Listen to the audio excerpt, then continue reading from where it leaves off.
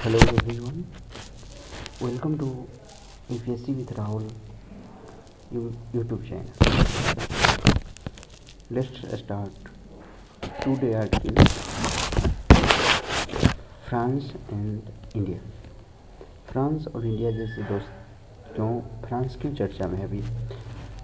सबसे पहले जानते हैं कि फ्रांस चर्चा में क्यों है।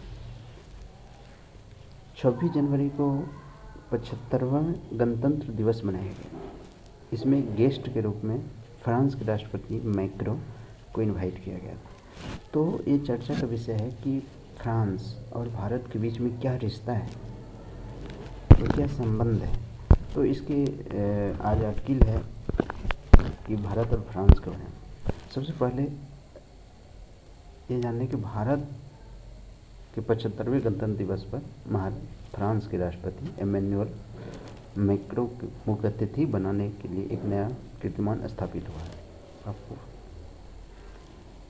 गणतंत्र दिवस की शोभा बढ़ाने के लिए सर्वाधिक 6 बार कहें तो फ्रांस के नेता आए हैं यहाँ पे, जो ब्रिटेन और रूस को भी पछाड़ लिए हैं।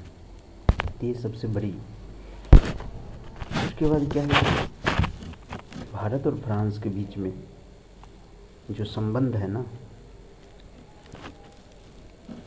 बहुत हर क्षेत्र में, जैसे अगर देखें तो रक्षा क्षेत्र में देखें, एक तो फ्रांस एक तो विकसित पश्चिमी लोकतांत्रिक देश की श्रेणी में आता है। फ्रांस एक विकसित लोकतांत्रिक श्रेणी के देश में आता है। फ्रांस विकसित पश्चिमी लोकतंत्र देश की श्रेणी में आता है और 5वें गणतंत्र के रूप में स्थापित होता है। संस्थापक चार्ल्स डी गॉल के समय से उसने स्वयं को अमेरिका के अधीन नहीं माना। अमेरिका के अधीन भी नहीं। आपको पता है, शीत युद्ध के समय फ्रांस ने अमेरिका की आज्ञा करते हुए साम्यवादी चीन और सोवियत संघ के साथ रिश्ते बनाए और अमेरिका संचालित नाटो गठबंधन की कमान से अपनी सेना परमाणु शस्त्रागार को अलग रखा। और आपको इस चीज़ एक और चीज़ है, जब भारत ने परमाणु परीक्षण किया था, उस समय पश्चिमी देशों ने हमारे अंतर्राष्ट्रीय को बहिष्कार किया था भारत को, और जिसमें साथ दिया था ना, तो फ्रांस था। और यही चीज़ है, जब अंतर्राष्ट्रीय मीडिया में भारत की चर्चा हो रही थी, तब भारत को अलग थलग करने के प्रयास का समर्थन नहीं किया था, और यही फ्रांस है। तो फ्रांस के साथ कई सारे अच्छे संबंध हैं। आप देखिए, फ्रांस एक यूरोपीय एकता को मजबूत कर स्वतंत्र तीसरे स्तंभ के रूप में उभरे, जो अमेरिका और सोवियत संघ के बराबरी कर सके। फ्रांस वर्तमान की 2 महाशक्ति अमेरिका और चीन से दूरी बनाकर रहता है। यूरोपीय संघ को तीसरे विकल्प के रूप में प्रस्तुत करने का प्रयास से फ्रांस क्या है। भारत जहां अतीत में गुटनिरपेक्ष की रणनीति अपनाता था, लेकिन अब बहुपक्षीयता की राह पर चल रहा है। भारत स्वयं को अमेरिका और चीन से पृथक रखकर स्वतंत्र अग्रणी शक्ति बनना चाहता है। स्पष्ट है कि भारत और फ्रांस के वैश्विक दृष्टिकोण में काफ़ी समानता भी है। ये सही भी है। यह समानता आपको विचार दृष्टिकोण तक सीमित नहीं है। ये समझौता आपको हम देखें तो पेरिस और नई दिल्ली के प्रभावी और व्यवहारिक सामरिक साझेदारी भी विकसित हुआ है। चाहे वो अगर माने तो आधुनिक हथियार हो, चाहे परमाणु ईंधन हो, या उन्नत तकनीक की बात हो, या फ्रांस में बेझिझक देशों से भारत की अहम जरूरतों की पूर्ति की हो। फ्रांस ने अमेरिका के दबाव और प्रतिबंधों की अवहेलना करते हुए भी भारत को आवश्यक सैन्य एवं परमाणु सामग्री मुहैया कराई थी। तो दोस्ती इसको कहते हैं। भारत जैसे स्वाभिमान देश को जब भी चीन और पाकिस्तान से निपटने के लिए मदद की जरूरत पड़ी, तो फ्रांस सदैव तैयार रहता है। एनी टाइम दोस्त का दोस्त एक कंसेप्ट है भाई। और दोस्त का दुश्मन दुश्मन। तो अमेरिका, ब्रिटेन और अन्य पश्चिमी देश अक्सर संतुलन बनाए रखने का दोहरा खेल खेलते रहे।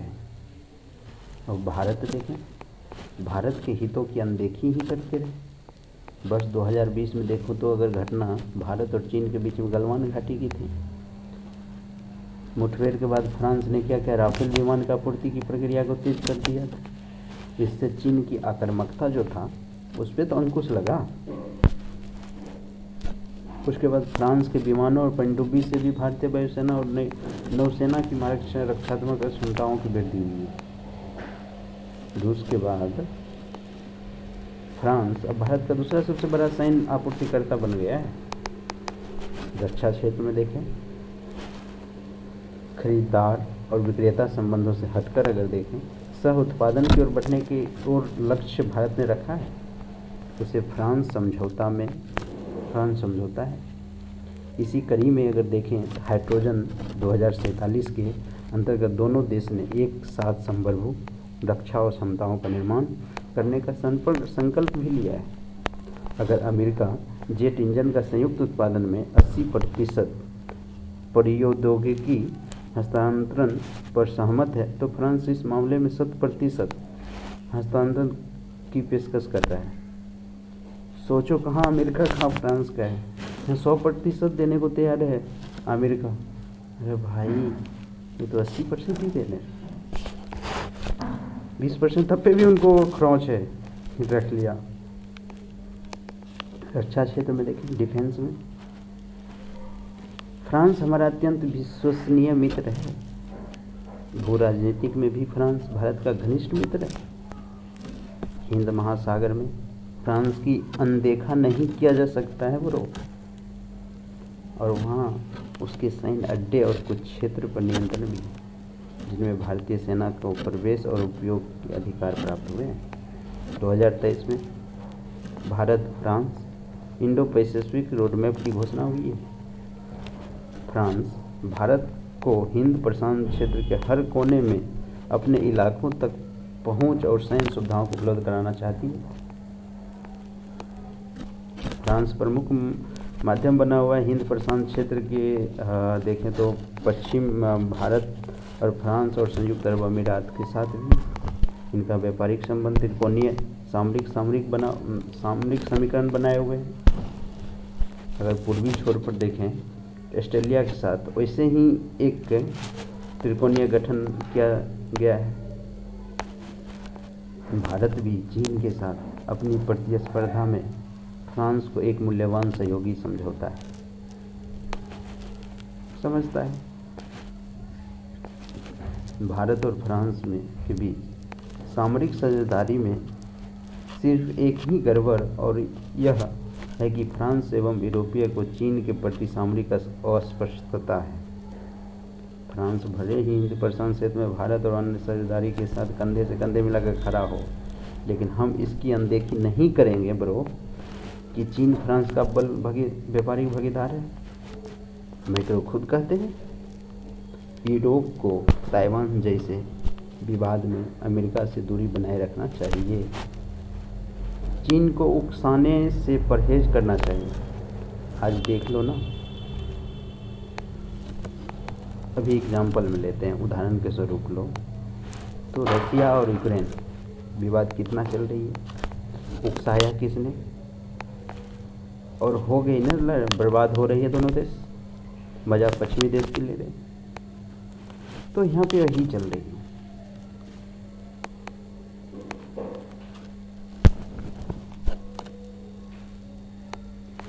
तो भारत फ्रांस द्विपक्षीय समझौता को बहुपक्षीय क्वाड समूह के संग आपसी तालमेल बनाए रखना आवश्यक है। संतोष की बात है कि भाई ऑस्ट्रेलिया और अमेरिका के साथ फ्रांस का कुछ वर्षों पूर्व जो तनाव भड़का था वह अब शांत हो गया है। यदि भारत और फ्रांस सबका साथ वाले महामंत्र का अनुकरण करेंगे तो दोनों देश की बेमिसाल दोस्ती और अधिक प्रभावशाली बनेगी। क्योंकि देखो दोस्तों, अगर हम आसपास में दोस्ती जब करते हो और आपका भी फ्रेंड होगा तो उसमें छोटी छोटी बात को इग्नोर किया जाता है। समझ रहे हो ना, सबका साथ सबका विकास करना है तो उसमें छोटी छोटी बात को इग्नोर करना पड़ेगा। तो वही चीज़ है। तो फ्रांस और इंडिया रिलेशन देख लिए, राजनीतिक, सांस्कृतिक और आर्थिक और डिफेंस सेक्टर में देख लिए। अब नेक्स्ट आर्टिकल पर देखते हैं कि आज का न्यूज क्या था। मुझे तो यही लगा इम्पोर्टेंट। उसके बाद ज्ञान वापी में नमाज बंद कराने का कोर्ट जाएंगे। एक चीज़ यहाँ पे है कि ज्ञान बनारस में स्थित है ज्ञान वापी मंदिर। वहाँ पे जब ASI सर्वे रिपोर्ट सर्वे किया था, उसमें पाया कि मस्जिद जो है पहले मंदिर था, उसके ऊपर मस्जिद बना दिया गया और इनके 3200 शिलालेख मिले हुए हैं वहाँ पे। तो इससे पुष्टि हो रहा है। तो इतना चीज़ ध्यान है कि ज्ञान वापी मंदिर चर्चा में, तो कहाँ है, तो बनारसी में। ये आपको वनडे एग्जाम के लिए इम्पोर्टेंट है। भारत फ्रांस देख ही लिए मुद्दा।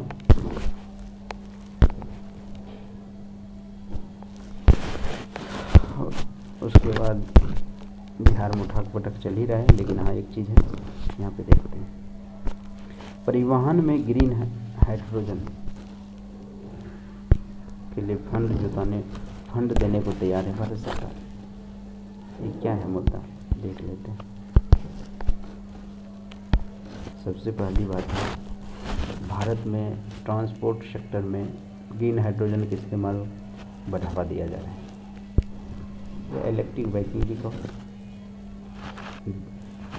हाइड्रोजन के इस्तेमाल की तकनीक, ग्रीन हाइड्रोजन के इस्तेमाल की तकनीक विकसित करनी होगी। इस बात पर बिजली और नवीनकरणीय ऊर्जा मंत्री कौन है अभी, RK सिंह, ट्रांसपोर्ट सेक्टर में ग्रीन हाइड्रोजन के इस्तेमाल पर उद्योग के प्रतिनिधि के साथ बैठक में मेगा सरकार आपको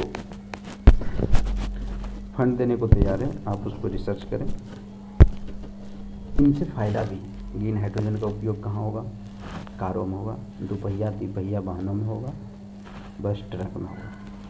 इससे क्या होगा कि इससे कार्बन जो निकलती है ना, तो ये सब कम निकलेगा। जैसे पेट्रोल डीजल से चलती हैं तो धुआं निकलती है, तो हाइड्रोजन से धुआं से वंचित हो पाएंगे। तो इससे कहाँ, जहाँ तक कहना, तो पर्यावरण के लिए अच्छा है। और जो हम टारगेट रखे हैं तो नेट जीरो का, उसको लक्ष्य को हम अचीव कर लेंगे। तो ग्रीन हाइड्रोजन मिशन के तहत ट्रांसपोर्ट सेक्टर में सरकार 496 करोड़ रुपया आवंटन करेगी और रोड मैप तैयार बनाया जाना चाहिए। इसके बिना देश में कार्बन उत्सर्जन को कम करने का काम नहीं हो सकता। अगर ये ग्रीन हाइड्रोजन को आप नहीं आप ऐसा स्वीकार करेंगे, इसके बारे में नहीं आप रिसर्च करेंगे, तो फिर अब नेट जीरो कार्बन कहाँ से आप अचीव कर पाएंगे। ग्रीन हाइड्रोजन इस सेक्टर में इस्तेमाल को लेकर पायलट प्रोजेक्ट भी आपको चलाना चाहिए। आपको पता है इलेक्ट्रिक वाहनों से ज़्यादा पर्यावरण अनुकूल एक न्यूज आया हुआ था, ग्रीन हाइड्रोजन सेल है। जो इलेक्ट्रिक गाड़ी भी है ना, वो भी पर्यावरण के लिए उतना नहीं खराब है जितना मतलब है खराबी, क्योंकि उनकी बैटरी जो है ना उसमें लोचे हैं, तो उसमें कई सारी खामियां भी देख रहे होंगे चर्चा में।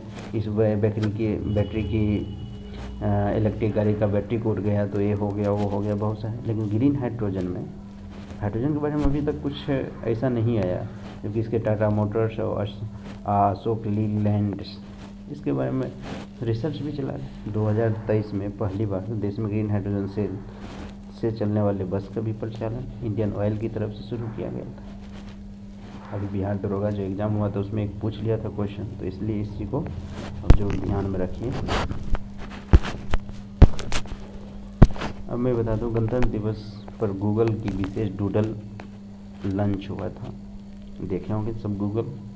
75वें गणतंत्र दिवस के अवसर पर गूगल ने एक डूडल जारी किया था और उसमें टीवी, टेलीविज़न, छोटे मोबाइल सेट को मतलब उस पर दर्शाया गया था। इससे क्या होता है कि भारत कैसे कैसे आगे बढ़ा।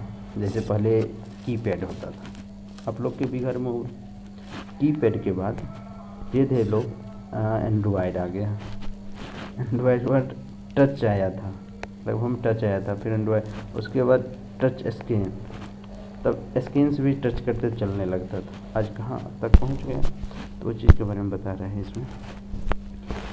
अब देखो, एक रिपोर्ट आया है शिक्षा विभाग की, बेटियों में दिखी पढ़ने की चाहत, उच्च शिक्षा में बढ़ा 32% नामांकन। 2021-22 की रिपोर्ट अगर देखें भारत, तो 2014-15 की तुलना में 2021-22 में 32% से ज़्यादा हुआ है। 2.7 करोड़ बेटियों ने दाखिला लिया है उस शिक्षा में।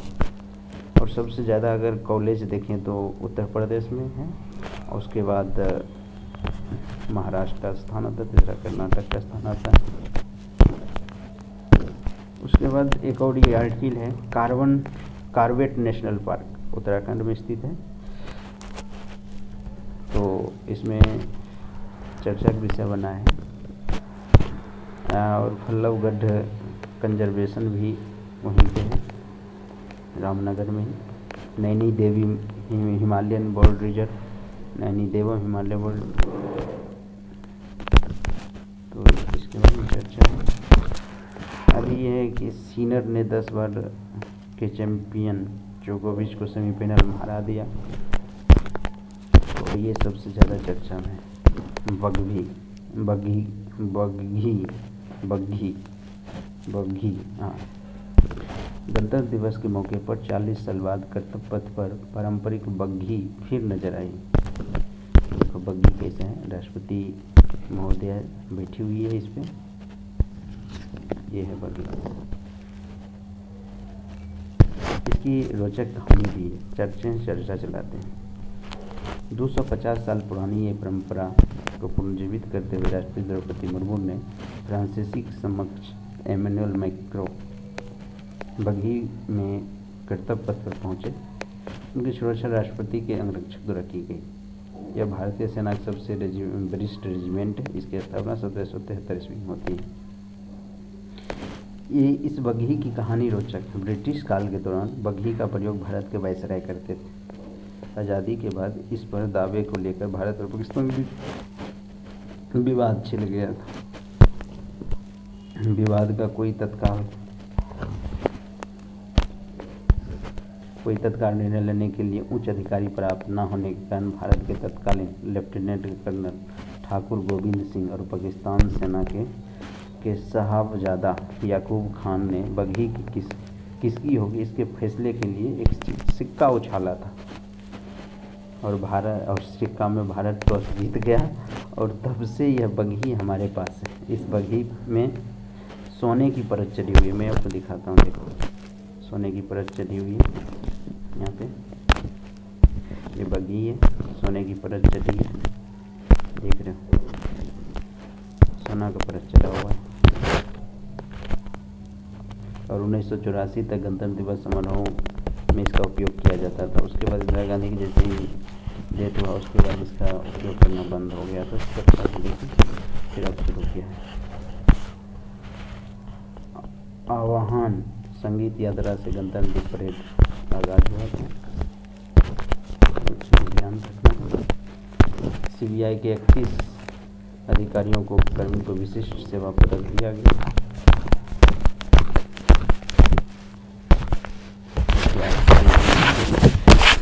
आर्टिकल इतना ही था भारत फ्रांस। तो BPSC UPSC के लिए जरूर इसको ध्यान में रखें।